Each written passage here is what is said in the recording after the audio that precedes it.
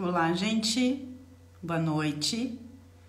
Eu sou Fernanda Guidolin, médica reumatologista.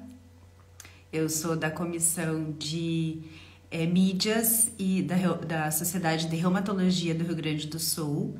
E hoje a gente está aqui para fazer uma live sobre aumento da ferritina e quais são as significâncias clínicas. A nossa convidada é uma hematologista que eu já vou chamar ela aqui. Vamos ver se ela consegue entrar. É a doutora Rafaela Dalmolin, ela é hematologista e vai nos brindar, então, com várias informações interessantes.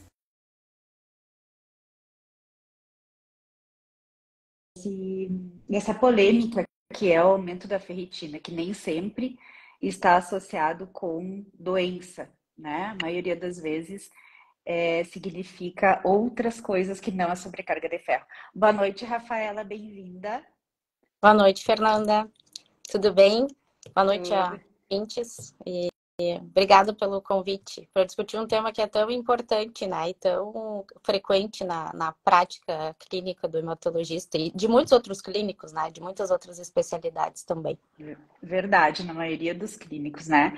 Rafaela, em nome da Sociedade de Reumatologia do Rio Grande do Sul, de todos os membros da sociedade, dos nossos pacientes, a gente quer super te agradecer por tu ter disponibilizado esse tempo de estar aqui conversando esse assunto tão importante e esclarecendo tanto os nossos pacientes. Essa nossa fala, ela tem o foco em orientação de paciente mesmo, que é o nosso perfil aqui com relação a isso. Então, para começar, eu gostaria que tu te apresentasse. Bom, eu sou médica hematologista, eu atuo no Hospital Moinhos de Vento e na Oncoclínicas aqui de Porto Alegre, mas antes de ser hematologista, eu trabalhei quase 10 anos como hospitalista, que é o médico clínico de hospital, né? Que ainda não é uma área de atuação, não é uma especialidade reconhecida no Brasil, mas nos Estados Unidos é uma das especialidades que mais cresceu nos últimos 15 anos. Então, eu sou acostumada com gente doente. Isso é o que eu gosto de fazer. Que bom.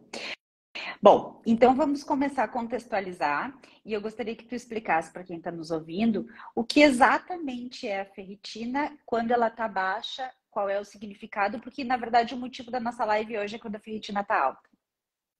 Isso. Bom, então a ferritina virou um tema muito comum, né? Como eu comentei, em todas as especialidades médicas, né? Virou um tema de conversa, né? De bar, de reportagem de televisão. Mas a ferritina ela é uma proteína que a gente tem no organismo, que é produzida no fígado, e que ela dá basicamente a noção dos estoques de ferro que a gente tem no organismo. A ferritina, ela também se eleva, se altera numa série de outras situações, mas essa função relacionada ao ferro é a que a gente acaba conhecendo mais, né? Ela é uma proteína que a gente chama no meio médico de proteína de fase aguda ou proteína reagente, né? Por quê? Porque ela realmente reage a várias situações clínicas, né? Então, se a gente tem algum quadro inflamatório, por exemplo, né, uma doença do grupo dos reumatismos, se a gente tem uma infecção grave, se a gente tem, às vezes, um problema hormonal, metabólico, tudo isso é capaz de refletir em alterações que a gente consegue detectar laboratorialmente nesses valores da ferritina, né? Mas basicamente o que a gente precisa saber é isso, que ela é uma proteína que é produzida no fígado e ela fica localizada dentro das células. É ela que dá, então, essa ideia dos estoques que a gente tem de ferro no organismo para que, especialmente a medula óssea, possa usar esse ferro que a gente ingere da dieta, né, nos alimentos que são ricos em ferro, carne vermelha, feijão, esses mais conhecidos, para que a gente possa usar esse ferro que está disponibilizado na alimentação para fazer basicamente as células do sangue, né? Essa é a principal função do ferro no nosso organismo. Sem ferro a gente não fabrica o sangue, né? Os glóbulos vermelhos que transportam oxigênio para todos os tecidos do nosso corpo. Bom, perguntado ainda da ferritina baixa, né? Isso. Bom, a ferritina, quando a gente tem uma anemia, né? O que é a anemia? Anemia é quando a gente tem essas células, né, vermelhas do sangue que estão em número reduzido. E uma das principais causas é que a gente não consegue produzir essas células por falta de ferro. Porque o ferro, ele é um componente que ele vai dentro, né? A gente tem a hemácia, ou glóbulo vermelho, ele é uma célula redondinha. Para os mais antigos, ele é muito, muito parecida, essa célula, com a bala soft, né? Os mais jovens que estão assistindo a gente talvez não saibam Não o que é. conhecer. E vejam o que é a bala soft. Ela tem aquele formato bem parecido, ela é achatadinha no meio. Mas dentro dessa célula, a gente tem a molécula de hemoglobina, cuja estrutura é muito dependente dos átomos de ferro, né? E esses átomos de ferro é que vão se ligar, na verdade, com o oxigênio e levar esse oxigênio para todos os cantos do nosso organismo. Então, não tem sangue sem ferro. Ok, vamos voltar para a ferritina elevada, então. A maioria das vezes, experiência tua, é que quando o paciente aparece para você para consultar com ferritina elevada, você considera que a maioria das vezes ela significa estoque de ferro aumentado no corpo? É uma excelente pergunta para começar, né, Fernanda? Eu acho que se tem uma mensagem que tem que ficar dessa conversa hoje, é que nem toda ferritina elevada significa estoque de ferro aumentado, né? Ou por sobrecarga de ferro. Porque a gente costuma achar que tem ferritina elevada e já tem que fazer sangria.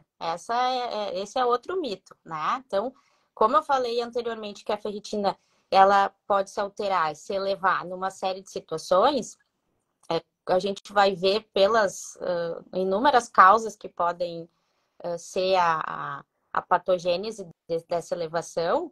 Na verdade, aquelas que estão relacionadas à sobrecarga de ferro não são as mais frequentes, né? Em número, tem muitas outras causas que vão elevar mais frequentemente a sua ferritina do que esse estoque aumentado de ferro que pode ser prejudicial para o organismo. Então, não, ferritina elevada não significa, não é sinônimo de estoque de ferro aumentado. E daí já vem um grande conceito, então, que a gente gostaria de desmistificar aqui, que a maioria dos pacientes que têm ferritina alta não tem indicação de fazer sangria, né? Porque normalmente esse aumento de ferritina se deve a outras condições. E aí eu vou voltar um pouquinho e te perguntar o seguinte: você como hematologista, quando que você considera interessante e indicado ser solicitado ferritina para o paciente dentro de uma investigação laboratorial? Porque a gente tem visto muita ferritina aí dançando no meio dos exames, sem significância clínica, ou mais do que isso. Às vezes o paciente não entende que pode ser por uma síndrome metabólica, pela própria obesidade, pela ingestão de álcool, e já quer fazer sangria. Então, na verdade, a gente tem que voltar um pouquinho antes, nas verdadeiras indicações de solicitar ferritina, né, Rafaela? Eu acho que isso é um mote para a gente discutir questões relacionadas à boa prática da medicina. Em geral, tem muita gente que pensa assim: quanto mais exame, melhor. Pode pedir aí, doutora, a bateria de exames que tu quiser, né? E, na verdade, a gente não funciona assim, porque a medicina não é uma ciência exata, né? Cada organismo é um organismo, tem a sua bagagem, tem a sua herança genética, tem os seus hábitos. Então, quando a gente vai fazer, em geral, uma consulta de revisão, a gente tem que fazer uma história detalhada, né? Que a gente chama de anamnese, então aquelas perguntas que o médico faz para saber, tentar identificar algum fator de risco, né? Saber se tu tem alguma queixa que te levou a procurar o médico e se isso pode estar relacionado a algum problema de saúde que pode ser diagnosticado e tratado. Então, a gente tem que saber, quando vai pedir um exame, exatamente o que tu está procurando, né? Porque essa tática de atirar para tudo quanto é lado e ver o que vai encontrar, nem sempre ela é inteligente, às vezes, muitas vezes traz mais dano do que benefício. Então, para tu pedir uma ferritina, tu tá correto na tua observação, né? Eu, como hematologista, acabo recebendo uma amostra um tanto viciada, né, de pacientes. Mas a gente vê que a ferritina acabou entrando numa lista de exames de check-up. E não necessariamente ela tem deveria ter essa função, né? Por todas as coisas que a gente já conversou. Mas a gente tem que sempre tentar relacionar alguma causa ou alguma suspeita para que essa ferritina de fato seja útil. Então, a gente sabe hoje em dia, né, que tem tem uma entidade que a gente chama de síndrome metabólica, que tem a ver, né, com muitos do aumento das doenças cardiovasculares que a gente tem visto hoje, né? Então, obesidade, né? O aumento da prevalência de diabetes, que também está relacionado com maus hábitos alimentares, né? Com sedentarismo, tabagismo, além, claro, das causas genéticas. Então, isso tudo que a gente chama de síndrome metabólica, que está relacionado com essas questões, especialmente diabetes, obesidade, a gente sabe que ela aumenta a ferritina, né? Todas essas condições em que a gente chama de, em geral, inflamação, tá? Porque inflamação são substâncias que o organismo libera. Em geral, a gente chama essas substâncias de citocinas inflamatórias, né? Então, essas citocinas, elas agem no organismo inteiro. Elas podem fazer, por exemplo, danos nos vasos, né? Nas artérias de órgãos nobres, como o cérebro, como o coração. E isso, com o tempo, juntado a outros fatores de risco, como colesterol elevado, pressão alta, diabetes, né? Tudo isso são causas multifatoriais que levam para essa síndrome metabólica e que podem, laboratorialmente, se refletir no aumento da ferritina. Então, quando a gente olha para uma ferritina elevada, tem duas mensagens. A primeira é que não é uma abordagem simples, né? A gente tem que perguntar e questionar e avaliar muitas coisas, porque muitas coisas podem aumentar a ferritina. E a segunda questão é realmente saber por que tu pediu aquilo, né? E saber que sempre que o que tu tá olhando da ferritina, ela em geral, na grande maioria das vezes, vai ser um reflexo de alguma outra condição subjacente. Não é a ferritina que é o problema em si, né? Na maioria das vezes. Ela simplesmente está refletindo alguma coisa, ela é um parâmetro que nos sinaliza para ver o que está por trás da causa dessa elevação da ferritina. Isso. Eu acho que a mensagem aqui, não sei se tu concorda comigo, é que na maioria das vezes a gente não tem, quando a ferritina está aumentada, uma sobrecarga de ferro. A maioria das vezes são outras condições inflamatórias, e nesse caso a gente vai ter que tratar essa outra condição inflamatória e não focar em ferritina, porque automaticamente a ferritina vai diminuir, uma vez que não adianta tirar ferro, porque não existe sobrecarga de ferro, né, nessas situações. E então os pacientes chegam muito para a gente, né, enquanto reumato, Rafaela, com condições inflamatórias, muitas vezes autoimunes, e já vem às vezes com ferritina elevada, né? E aí a gente precisa contextualizar dentro das doenças inflamatórias também, mas muitas vezes obesidade, às vezes ingesta de álcool, síndrome metabólica associada. Então a gente tem que dar conta de tudo isso, né? E claro, algumas vezes investigar sobrecarga de ferro, afinal de contas, existem manifestações articulares da sobrecarga de ferro, mas a grande maioria das vezes não é. Tem uma pergunta aqui que antes de continuar, eu gostaria de responder. O Vinícius, ele está te perguntando assim: há alguma relação do diabetes com ferritina elevada ou vice-versa? Obrigada pela pergunta, Vinícius. A resposta para a pergunta do Vinícius entra no diabetes como um componente da síndrome metabólica, né? Ou as condições que a gente chama de pré-diabetes, ou resistência insulínica, ou intolerância à glicose, né? São todas situações que englobam esse conceito que a gente chama de inflamação, que às vezes é um pouco difícil de entender mesmo, mas é como se ela fosse a base fisiopatológica, né? Que desencadeiam essas outras alterações que vão culminar no diagnóstico dessas doenças. Então, a gente é uma relação que não é direta, né? Não significa que ferritina alta é sinônimo de diabetes, mas sim, quando tu tem uma ferritina elevada e que tu acaba investigando e vê que não é por sobrecarga do elemento ferro, sim, esta ferritina elevada pode estar ligada à síndrome metabólica, que por sua vez está relacionada com a patogênese do diabetes. Eu vou aproveitar o gancho aqui, Rafaela, e já entrar num assunto que eu acho que a gente pode aproveitar, que é a questão de quando existe sobrecarga de ferro devido a uma doença genética como a hemocromatose, algumas vezes há desencadeamento do diabetes em função dessa sobrecarga de ferro. E aí eu acho que seria a relação versa, né? Porque ele perguntou e vice-versa. Mas essa condição é bastante rara, inclusive uma manifestação, o diabetes sendo manifestação da hemocromatose. Eu acho que cada vez mais raro a gente tem visto isso, né? Sim. Acho que uma coisa importante para pegar o gancho das primeiras perguntas ali, como a ferritina acabou entrando nessa lista de exames que se pede, às vezes, sem um norte muito específico, a gente tem visto né, os diagnósticos da hemocromatose mais cedo na vida, né? A verdade é que quando a hemocromatose é uma doença genética, né, ela é transmitida pelos pais, o que acontece na hemocromatose é que quem tem a hemocromatose tem um gene que não dá a receita correta para regular a absorção do ferro.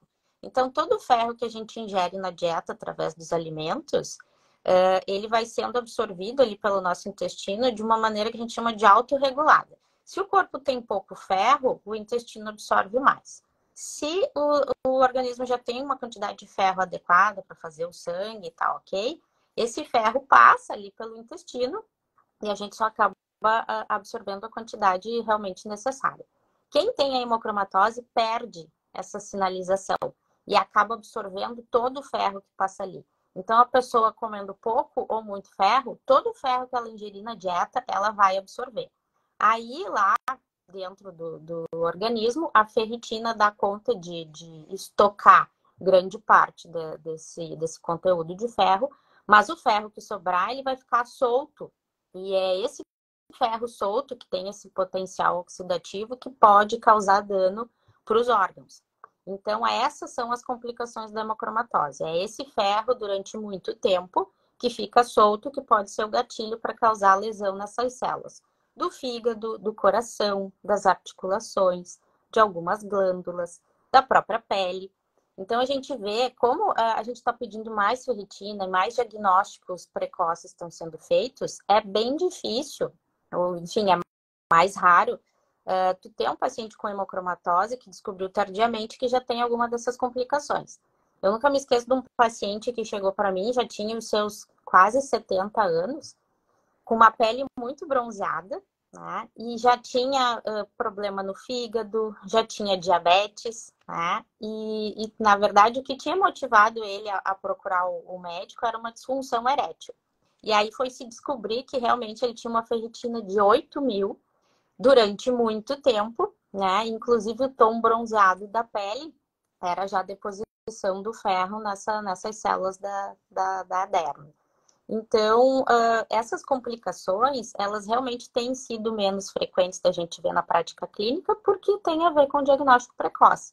Mas sim, se o paciente tem uma sobrecarga de ferro por esse problema genético da hemocromatose e não recebe tratamento, esse ferro solto acaba se acumulando nesses órgãos nobres e sim, pode desencadear problemas endócrinos, como diabetes, pode inclusive evoluir para cirrose, né, no caso do fígado, e causar até insuficiência cardíaca por essa lesão no músculo do coração.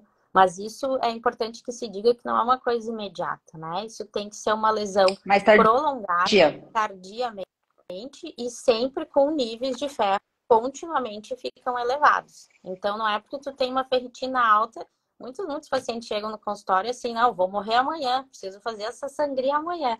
Mas não é assim, né? Então, primeiro a gente tem que saber se de fato a ferritina alta significa um excesso de ferro que está no organismo, porque só assim vai se beneficiar dessa retirada, que é a sangria. E mesmo assim, essa lesão que acontece não é uma coisa imediata, né?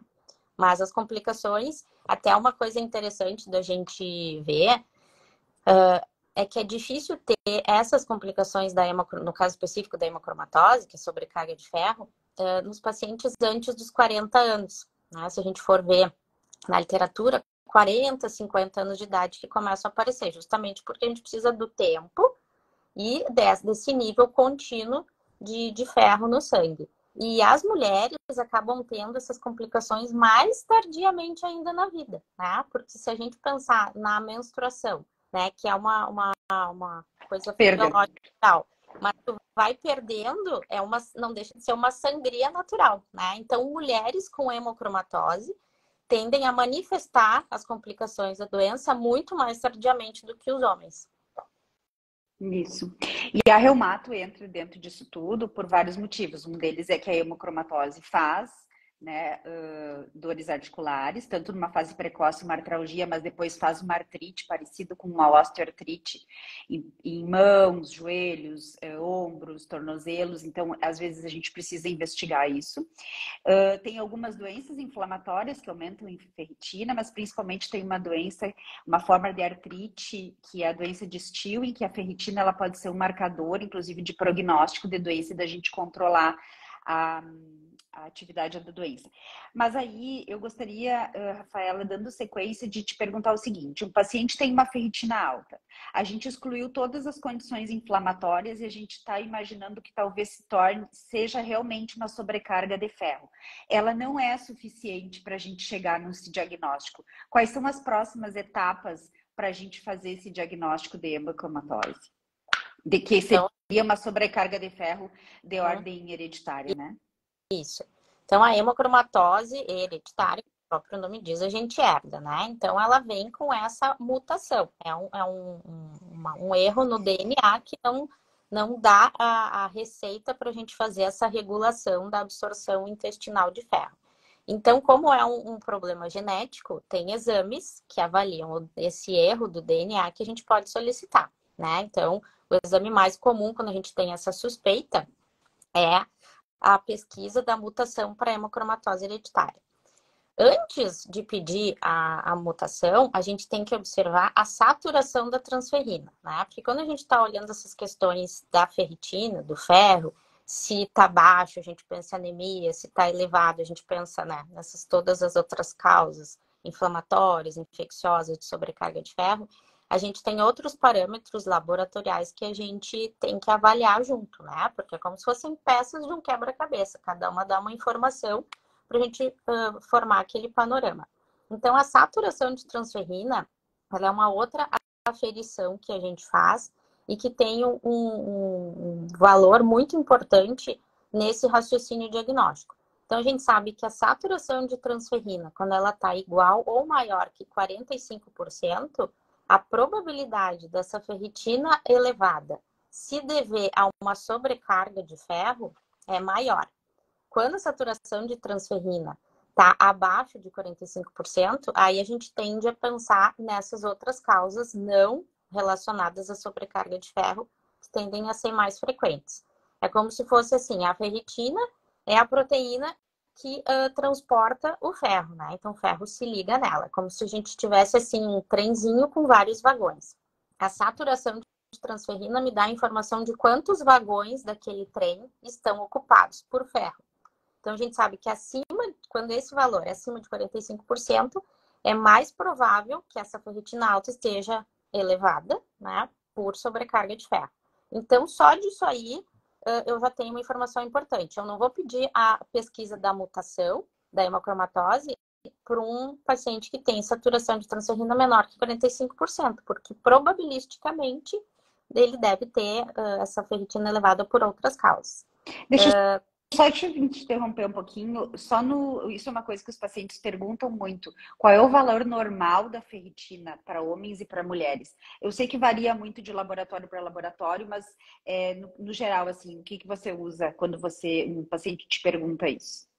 Tem referências de cada laboratório, né? Mas em geral, se a gente for ver na literatura, é maior que 300 para homens e maior que 200 para mulheres, né? Justamente por isso, porque a mulher a gente entende que sempre é natural que tenha alguma perda, então fica mais ou menos nessa faixa, né? Em geral, assim, em termos para arredondar, uma ferritina acima de 500, 600 merece uma investigação, né? Nunca é uma investigação de urgência, a menos que tu tenha, assim, um dano já no fígado, né? Alguma coisa que não se explicou. Mas, em geral, acima, né, 2 vezes acima do valor de referência do laboratório já é algo que seria investigar. Mas concluindo ali, sobre então a pesquisa da mutação, ela é o exame genético que, se ela vier positivo, se ela me dissesse, ó, peço o exame da mutação e veio a mutação, está aí o diagnóstico. Tem a mutação, a sobrecarga de ferro está documentada. O problema, Fernanda, da mutação é que esse exame ele acaba mostrando as mutações mais frequentes que dão origem à hemocromatose. Então, tu pode ter hemocromatose com um exame de mutação negativo, né? Ou, enfim, a mutação ausente. Claro que isso vai ser mais ou menos 15 a 20% dos casos. Mas por isso que tu tem que fazer uma história bem detalhada, né? Entender o que está acontecendo com aquele paciente para seguir nessa tua suspeita diagnóstica se aquela hipótese for realmente te parecer a mais provável. Então, faz esse exame da mutação, ainda assim, se ele vier sem a mutação e tu não tiver outra causa mais provável para essa ferritina elevada, a gente tem que seguir investigando.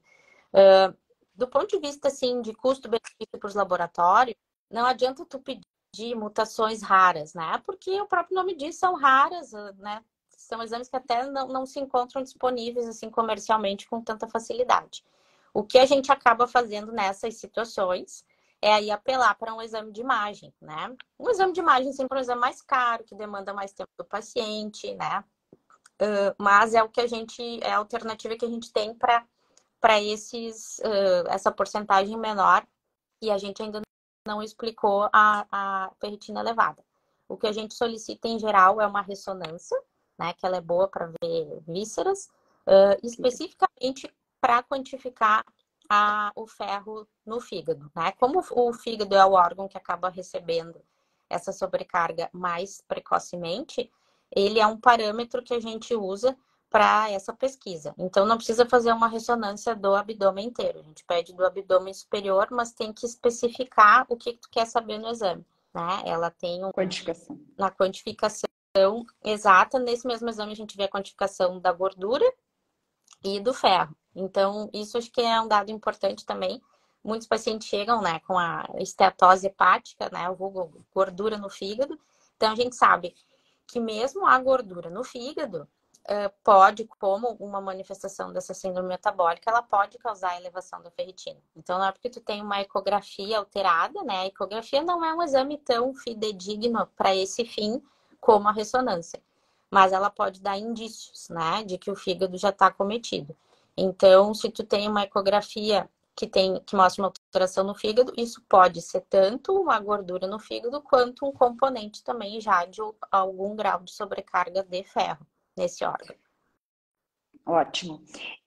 Gente, tem várias perguntas aqui. Eu só vou continuar um raciocínio aqui para a gente acabar sobre a hemocromatose e vou responder. A gente vai responder todas as perguntas de vocês, só mais um pouquinho.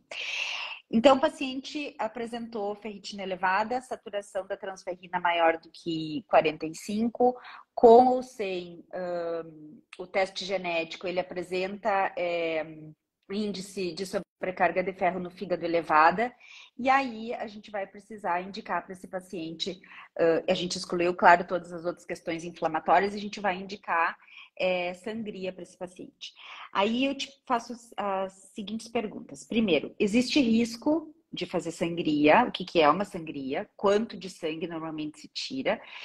Qual é a frequência e qual é a meta quando se faz sangria? Como é que é o parâmetro para a gente dizer, olha, você vai ter que fazer sangria por quanto tempo?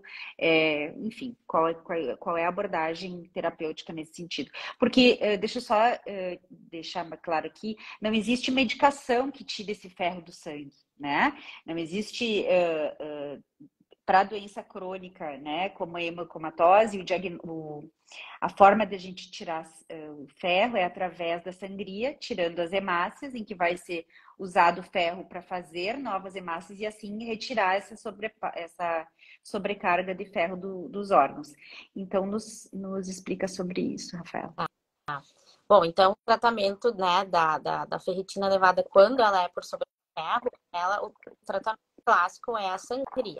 Quem já doou sangue, sabe exatamente o que é uma sangria, porque o procedimento é exatamente a mesma coisa, com uma diferença, que o sangue que é obtido da sangria, ele é desprezado, ele não é usado, né, para nenhum outro paciente. Porque se eu estou tirando de alguém, porque eu acho que aquele excesso de ferro não lhe faz bem, não faz sentido eu dar para um outro paciente, né? Então, a sangria, ela é feita nos bancos de sangue, né, em geral, nos hospitais, em que se coloca uma agulha, como se fosse fazer um exame de sangue, né? É na mesma localização, mas é uma agulha um pouquinho mais calibrosa para poder tirar esse sangue mais rapidamente, né? O que cabe numa bolsinha de sangue, né? É mais ou menos entre 400 e 500 ml. Então, se a pessoa não tem problema nenhum, não tem anemia, não tem problema de pressão baixa, é essa quantidade de sangue que a gente vai pedir para ser retirada. É o que cabe na bolsinha, né? É um procedimento que é rápido, né? É feito sempre por profissionais treinados, então chega lá, já pega a veia. Em geral, assim, de 5 a 8 minutos, em geral, tu já consegue encher aquela bolsinha, né? Os pacientes ficam acomodados numa poltrona que tem no banco de sangue, bem confortáveis, né? Enche aquela bolsinha, acabou o procedimento. O que pode acontecer durante, né, e um pouquinho depois? Como se tira praticamente meio litro de sangue, claro que esse meio litro é para pessoas que a gente coloca mais ou menos de 50 a 60 quilos, né? Que tem uma complexão física para qual esse volume não vai ser prejudicial, a retirada não vai ser prejudicial.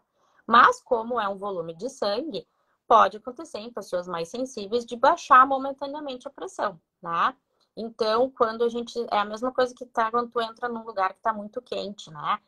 A gente fica, às vezes, com a visão um pouquinho anuviada, pode ter tontura. Isso tudo são manifestações que a gente chama de baixo débito cardíaco, que podem ser reacionais, e são sempre transitórios, mas podem acontecer durante ou depois do procedimento.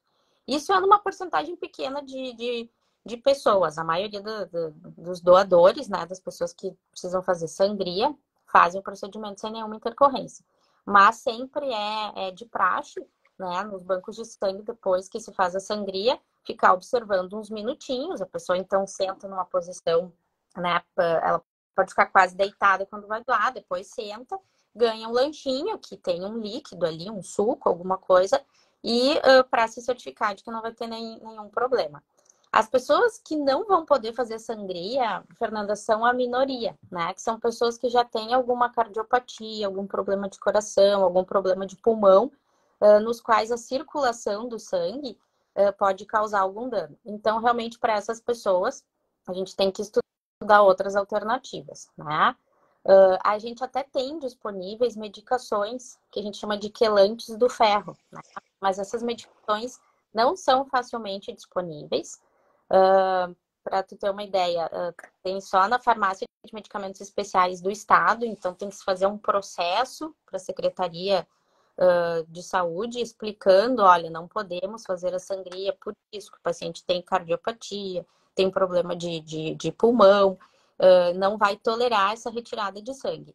Então, são medicamentos que idealmente são feitos às vezes até em nível hospitalar, são de custo elevado, então não é uma opção corriqueira, né? É uma pequena porcentagem de pacientes que realmente tem uma sobrecarga de ferro que já está causando dano em alguns órgãos, ou seja, a gente precisa retirar esse ferro excedente, mas que a gente sabe que não vão tolerar a sangria. Então, para esses pacientes, que são uma pequena porcentagem, a gente tem essa opção. Mas, em geral, a sangria é um procedimento muito bem tolerado. E reforço, quem já doou sangue é exatamente a mesma coisa. Só muda o nome porque a gente, quando tem esse excesso de ferro, a gente acaba não aproveitando esse sangue. Infelizmente, fica a bolsinha inteira e vai pro lixo ali de resíduo. E o alvo que a gente tem como objetivo é sempre a ferritina, né? A ferritina é o problema nela que a gente se liga. A gente tem que pensar assim, Fernanda, que mesmo um paciente que tem a hemocromatose, né, que tem que tirar esse excesso de ferro através do sangue, e como tu já explicasse, a gente tira o sangue porque o ferro está ligado no sangue. é o jeito que a gente tem, né? Pode ser, às vezes, parecer um pouco medieval, assim, essa técnica, mas é a coisa mais fácil, mais factível de fazer. Então, o alvo que a gente tem para esses pacientes é uma ferritina. Tem a escola europeia, que é um pouquinho mais conservadora, diz que a gente pode deixar a ferritina entre 100 e 150. A norte-americana diz que é 50. Mas isso tem que ser individualizado, porque pode ter um paciente com hemocromatose e também ter síndrome metabólica, né? Uhum. Pode ter um paciente que tem hemocromatose e é obeso, tem o colesterol elevado, tem uma doença reumatológica. Então, eu tenho que entender que pelo menos um componente daquela ferritina vai ser pela outra doença, e não Que tudo não é sobrecarga de ferro. que não é sobrecarga de ferro. Então, isso também tem que ser individualizado, hein? Né? Para uma pessoa de outra forma rígida, que só tem a hemocromatose, a gente pode selecionar a ferritina entre 50 e 150, né? Mas tem que ser personalizado esse tratamento, porque se a pessoa já tem outros problemas de saúde, aí esse alvo pode ser baixo demais e até causar uma anemia leve. Isso é uma coisa que a gente tem que sempre prestar atenção. Como tu vai tirar sangue, tu pode causar uma anemia, ainda que leve. Então, a minha prática, eu não gosto de fazer assim, faz 10 sangrias e volta aqui, depois que terminar. Eu sempre faço a cada 5 ou 6, para a gente ter uma ideia de quanto baixou e se não anemiou. A periodicidade desse procedimento, Fernanda, depende um pouco também do que a gente já detectou de repercussão disso, né? E da disponibilidade do paciente. Então, se é um paciente assim mais idoso, por exemplo, eu não vou pedir uma sangria uma vez por semana, né? Porque ele talvez não tolere, já tenha dificuldade, né, em manter a sua volemia, né, que é a quantidade de líquido que a gente tem no organismo, ou pode ter já uma cardiopatia, ainda que leve. Então, a gente pode fazer, se é um paciente assim que já tem algum dano perceptível, por exemplo, tem os exames do fígado elevados e é pela sobrecarga de ferro. Dá para a gente fazer até semanal essa sangria. Se o paciente tem disponibilidade, se tolerou bem o procedimento. Em geral, até pela questão ali da pandemia, eu acabei adotando assim, cada 15 dias. 15 ou 20 dias os pacientes conseguiram fazer bem, assim. Foi um esquema bem tolerado. Mas claro que se é um paciente que é mais idoso ou viaja muito, né? A gente não, eu reforço que não existe essa urgência, né? Na grande maioria dos casos não é urgente. Mas claro que uma vez que tu faz o diagnóstico, tu tem que tirar esse excesso de ferro que está acumulado na vida inteira da pessoa. Então os pacientes se assustam assim, porque eu digo, nós vamos fazer mais ou menos umas 10 sangrias. Vai lá, faz 5 e volta. Mas nesse período do diagnóstico, a gente faz esse programa mais intensivo, porque a gente tem uma maior quantidade de ferro para retirar. Depois que a gente chega, digamos, nesse 100 de ferritina, a gente só vai fazer avaliações periódicas. Vai virar como as mulheres vão no ginecologista uma vez por ano, os homens vão no urologista. Então, é uma coisa que tu sempre vai ter que acompanhar, mas depois fica mais tranquilo. Porque tu só vai evitar que um acúmulo de grande magnitude seja feito novamente. Então, depois que a gente faz esse diagnóstico, esse programa de sangrias mais intensivo, a gente faz, às vezes, uma sangria por ano, uma cada 8 meses. Então, fica mais tranquilo depois.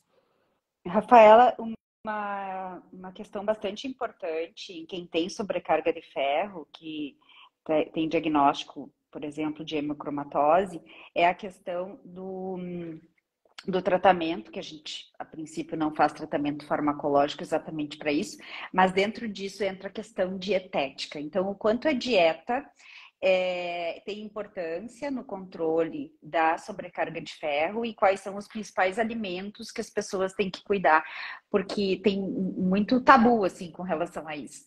E a gente todos os dias, né, independente da ferritina descer ou não por sobrecarga de ferro, muitas vezes o paciente já vem com algumas, já não comendo algumas coisas há bastante tempo e aquela ferritina não diminui, e às vezes a gente vai ver uma causa inflamatória.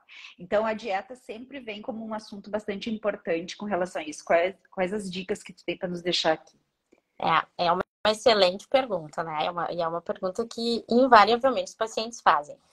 A gente vai ter opiniões divergentes, um pouco divergentes quanto a isso, tá? Não há uma unanimidade nem entre os hematologistas e muito menos entre os nutricionistas, tá? Mas eu costumo fazer o seguinte raciocínio. Se é hemocromatose, se é sobrecarga de ferro, tu vai acumular ferro, querendo ou não, comendo pouco ou muito, né? Eu acho que existe um peso quando a gente faz uma restrição alimentar que tem um componente psicológico, emocional que a gente não pode deixar de lado, né? É igual um paciente diabético. Toda vez que ele sentar para comer alguma coisa, ele vai ter que pensar: posso, não posso? Qual é a quantidade? Devo, não devo, né? Mas a gente sabe que realmente a diabetes tem uma correlação direta, né, com o que a gente ingere de carboidrato, de índice glicêmico. A relação com o ferro não é tão linear assim, né? Primeiro, porque a gente leva tempo para acumular. E segundo, que tem essas questões, as causas que não são de sobrecarga de ferro, então não vai fazer diferença nenhuma tu comer pouco ou muito ferro, né? Se a tua ferritina está elevada por causas metabólicas, né? Hormonais. Mas quando tem esse diagnóstico da hemocromatose, eu costumo dizer que o equilíbrio sempre me parece a coisa mais sensata a fazer, né? Eu não recomendo essa restrição radical, não coma ferro, né? Não coma, então, carne vermelha, as leguminosas, feijão, os vegetais bem verdes, né? Brócolis, espinafre, Couve. couve verde, né? Aquela que a gente come com feijão. Por isso, porque eu acho que é tu tirar. Se a gente parar para pensar, não vou comer carne vermelha para quem gosta, não vou comer feijão por causa do ferro, tu vai abdicar de outros nutrientes que são tão importantes quanto e que às vezes é difícil de tu compensar em outros alimentos. Então, isso é uma posição que eu sempre trago para o paciente e, em geral, eu compartilho decisão. Mas não é unânime. Tem gente que vai dizer que não é para comer ferro e não está errado, mas eu tendo a colocar uma coisa que seja mais factível na vida diária, né? Não adianta dizer, não come ferro, daí o paciente vai lá, fica estressado, não vai no churrasco porque não quer ficar perto da carne, dos alimentos que tem o ferro. Então, isso acho que acaba trazendo um peso que não... Impacto psicológico muito importante, né? Mas é uma coisa que pode ser dividida com o paciente, né? Não tem uma resposta certa ou errada para isso. Com relação à bebida alcoólica. O álcool a gente sabe que aumenta, né, a ferritina e tem uma ação direta sobre a questão do fígado. Essa realmente não tem muita discussão. Quem tem problema no fígado já sabe que o álcool vai fazer mal, né? Então, para essa realmente tem que ser uma questão moderada, né, pelo menos. Ok. Bom, eu vou começar a responder, então, vou deixar aqui algumas perguntas, então, que foi nos deixado aqui. A primeira delas, o uso de vitamina E auxilia no tratamento da ferritina alta juntamente com medidas anti-inflamatórias? A gente vai jogar para a questão, se a ferritina está elevada por uma síndrome metabólica, por exemplo, a gente vai entrar naquela fisiopatologia dos radicais livres, né, de ter alimentos ou substâncias antioxidantes que atuem justamente nesse ferro que fica solto ali, que pode causar dano. Então, algum componente pode ser benéfico, mas só se a ferritina estiver elevada por essas questões inflamatórias, né? Na sobrecarga de ferro, ela não vai fazer grandes diferenças. A Silvia Bach, eu acho que você conhece porque ela te elogiou bastante aqui em algum comentário anterior. Ela te pergunta se existe alguma relação pós-Covid com a ferritina elevada. A gente sabe que durante o Covid, né, a ferritina entrou como um fator, inclusive, de prognóstico, né, de gravidade do Covid. Então, nos explica um pouquinho no pós-Covid se existe alguma relação. O que a gente viu, o Covid, a gente ainda está aprendendo muita coisa sobre ele, da mesma forma que a ferritina, né? Se a gente for parar para pensar assim, em todas as substâncias que atuam na regulação do metabolismo do ferro, provavelmente a gente não conhece todas as substâncias que estão envolvidas nesse processo, né? Então, tem coisas que a gente, talvez se a gente repetisse a conversa daqui a uns 2 anos, algumas questões já sejam diferentes.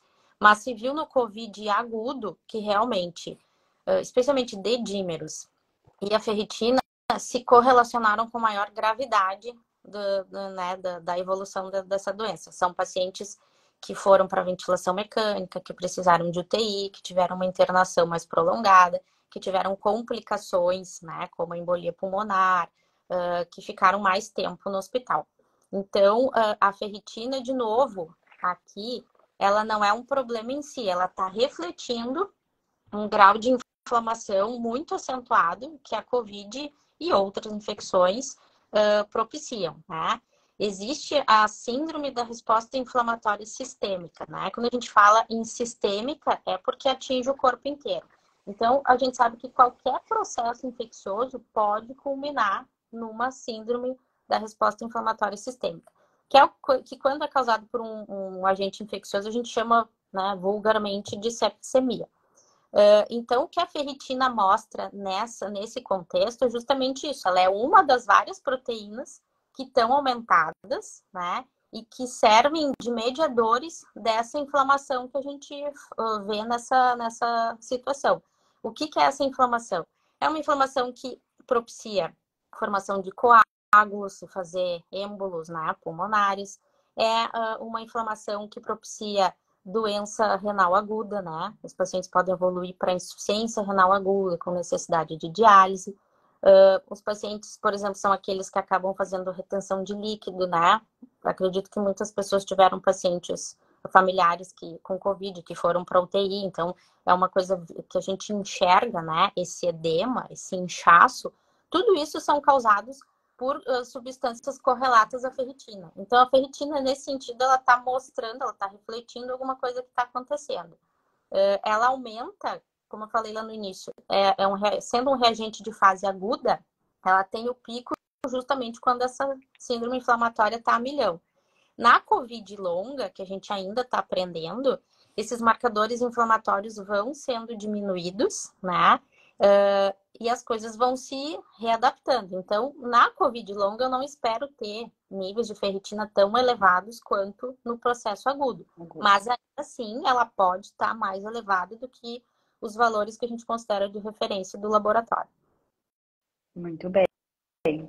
Tem um comentário aqui, na verdade, não é uma pergunta, da Denise, que ela diz que fez bariátrica e antes da cirurgia a ferritina dela estava 307 com uma hemoglobina glicada de 5,7 e 90 dias depois da cirurgia a ferritina dela aumentou pouco, mas aumentou, foi para 338 mesmo tendo perdido 15 quilos. Provavelmente existe alguma outra situação, né, Rafaela, que esteja aumentando isso e que não exatamente seja sobrecarga de ferro. Ela deve ter alguma síndrome metabólica, alguma outra coisa, né, que esteja mantendo ainda essa ferritina um pouco elevada.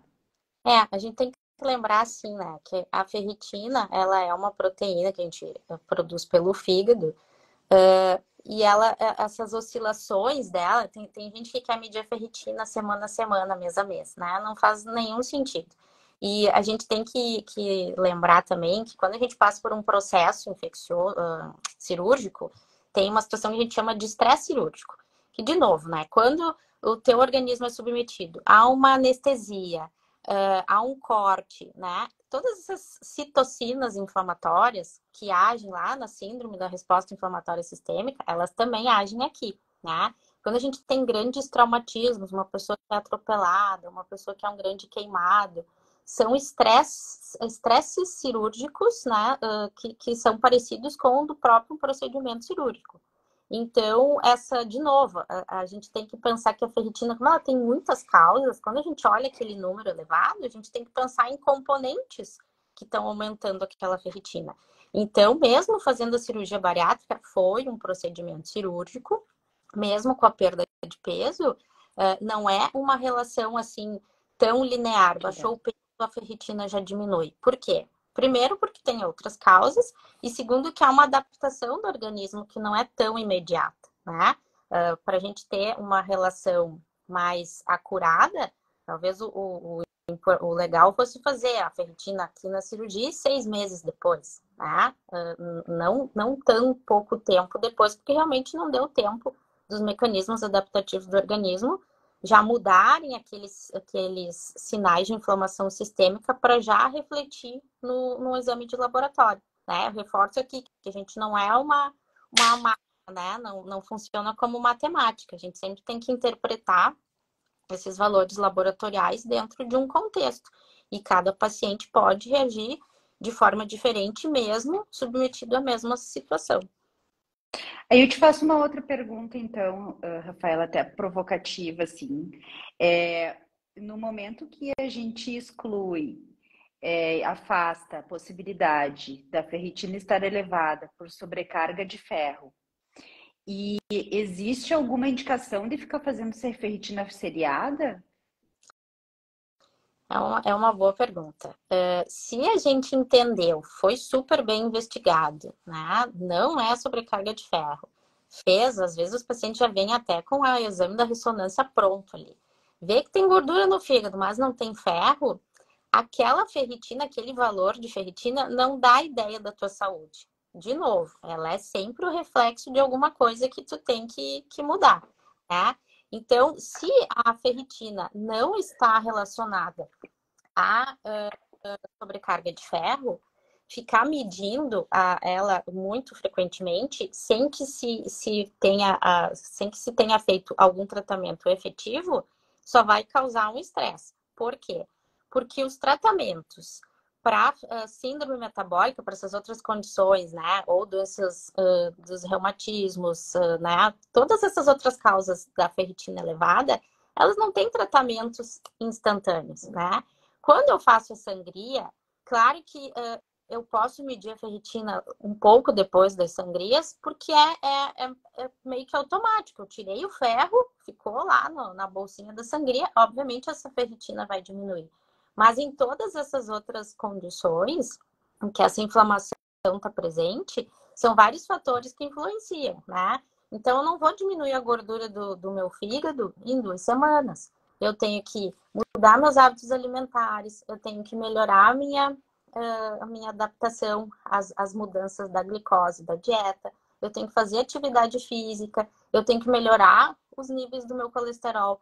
Nada disso é instantâneo, né? Quem já precisou passar por isso sabe. A gente fica meses, né, para perder algum peso, para adquirir bons hábitos de saúde. Então, a ferritina tem esse ritmo. O ritmo de diminuição da ferritina tem a ver com a causa, né? E se um tratamento efetivo foi realizado. Saber que tu tem a ferritina alta porque tem uma síndrome metabólica, ou porque tu tem um reumatismo, e não tomar o remédio, e não fazer atividade física, e não perder peso, ir lá medir a ferritina de novo, e ficar preocupado porque ela continua alta, realmente a gente não vai conseguir ver essa alteração tão rápida assim. Olha só, dentro da reumatologia, enquanto reumatologista, considero 3 situações importantes dentro da reumato, dentro das doenças reumáticas, para a gente solicitar ferritina. A primeira delas é quando a gente realmente tem uma doença chamada hemocromatose, em que existe manifestações articulares, e a gente precisa dosar se realmente essa sobrecarga de ferro, enquanto está essa sobrecarga de ferro, né? Então, é uma situação que a gente pode monitorar também com dosagens de ferritina. Segundo, como a gente já falou antes, tem uma doença extremamente inflamatória, que é a doença de Still do adulto, em que a ferritina pode sim ser um marcador de atividade inflamatória e ele pode ter importância na hora da tomada de decisão. E por último, uma situação exatamente ao contrário, é quando a gente está investigando uma anemia, que a gente não sabe se a anemia é ou não por deficiência de ferro, pode ser uma anemia de doença crônica, enfim, várias outras causas de anemia, e a ferritina entra, mas a gente está esperando que ela esteja baixa e não alta, né? Se for a falta de ferro. Então, essas seriam dentro da reumatologia, as grandes indicações, né? Eu vi que o Dr. Clayton Brenol entrou aqui na live. Clayton, se você tiver alguma coisa para contribuir, a gente está aqui ainda conversando sobre isso. Mas realmente, para obesidade, doença metabólica, alcoolismo, dosar ferritina só vai gerar realmente estresse, né? E não é o foco, não é diminuir a ferritina em si, é tratar a doença, né? E a gente tem outros marcadores para a gente observar nesses pacientes em que tem ferritina alta, não por sobrecarga de ferro. Tem uma paciente aqui, desculpa, se não me engano é uma nutricionista, ela pergunta assim, uma ferritina perto de 1000 pode ser consequência de uma síndrome metabólica ou o valor refere-se a hemocromatose? Acho que a gente falou bastante já disso, pode comentar, por favor, Rafael. Não tem um valor de corte, né? A gente não consegue fazer diagnóstico pelo valor da ferritina. Claro que em valores mais elevados, chega uma ferritina de 2000 para mim, um paciente que não me parece né, com sobrepeso, não tem doenças, né, não tem comorbidades conhecidas, mais provavelmente deve ser por hemocromatose, né? Mas a gente não consegue fazer essa relação. Eu já vi paciente com 1.600 de ferritina e que na investigação foi se descobrir que era um pré-diabético, que estava, né, com dislipidemia, né, problema de colesterol. Então, não dá para fazer uma relação assim, ainda que é um chute, né? Em geral, níveis mais elevados devem se dever a problemas genéticos, mas não dá para olhar o valor e dizer. Ainda mais se a gente não tiver a saturação da transferrina junto. A saturação ajuda muito nisso, mas só pelo valor, assim, sei que as pessoas se assustam, né? 1.000, 1.500, 1.600, mas não adianta, tem que fazer a entrevista direitinho, identificar fatores de risco, né? Muitas vezes, no caso da sobrecarga de ferro, o paciente que chega é o primeiro da família que descobriu. Então, a gente perguntar, tem alguém conhecido na família? Pode não ter e tu ser o primeiro que diagnosticou, né? Então, se ligar pelo valor, não na verdade, é uma armadilha, né? A gente tem que fazer a avaliação pormenorizada mesmo.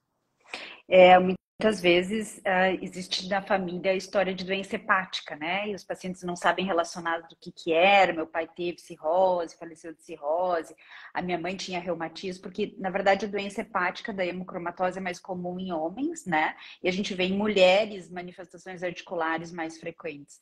Então, às vezes, é por aí que a gente começa a pegar algumas coisas da história clínica do paciente para começar a encaixar todas essas pecinhas, como você falou no início da live.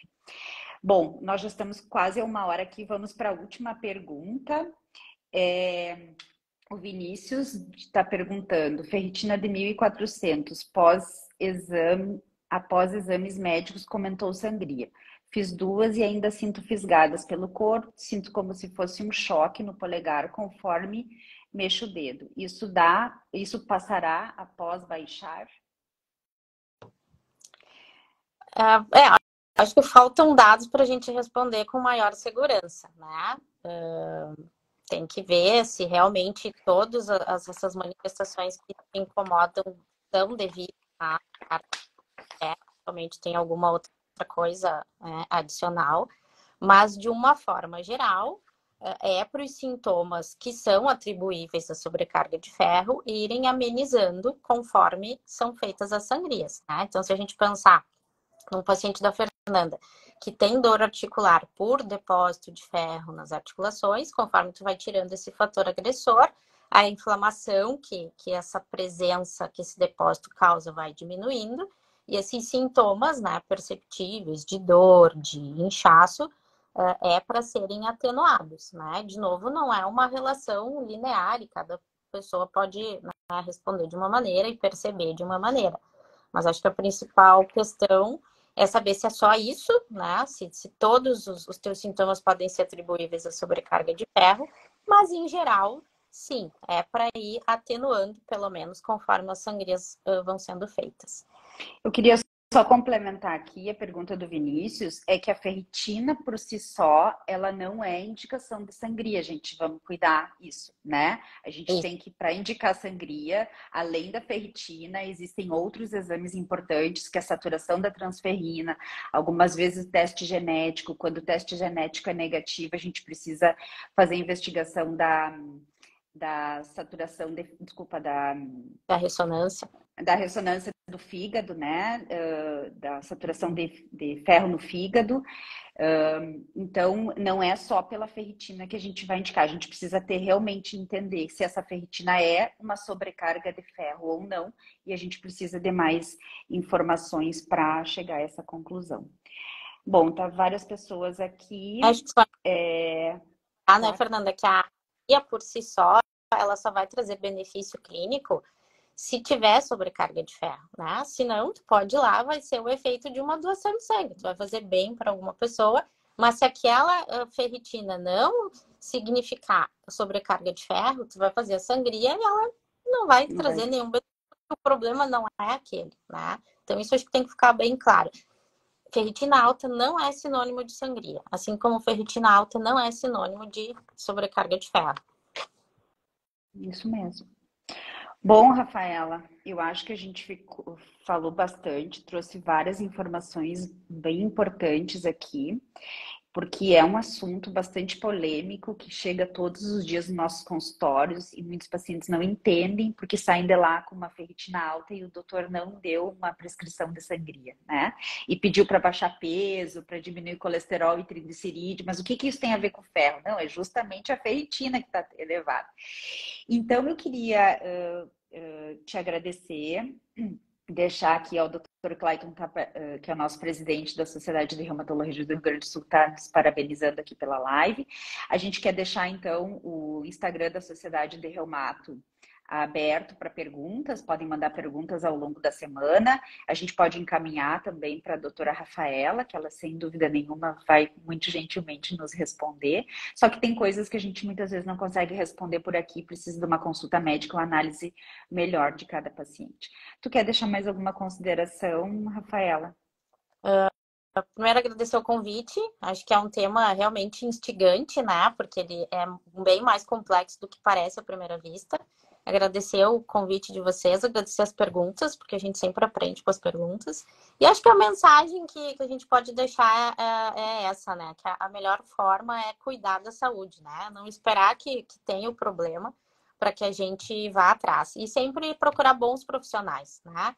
Acho que isso aqui tem um efeito de educação muito importante, né? Torna acessível essa informação, mas realmente tem coisas que tu precisa da análise de um profissional. Então, indo num profissional adequado que estudou para isso, a gente nunca vai ter problema. Então, acho que agradeço aí a todos que participaram e gostei muito, aprendi muito também, cara. Que bom. Gente, essa live também vai ficar gravada aqui no Instagram da Sociedade de Reumato e vai para o nosso canal no YouTube também, para quem quiser assistir mais tarde. Para quem não tem Instagram, vocês podem compartilhar através do YouTube, que eu acho que tem bastante informação interessante aqui.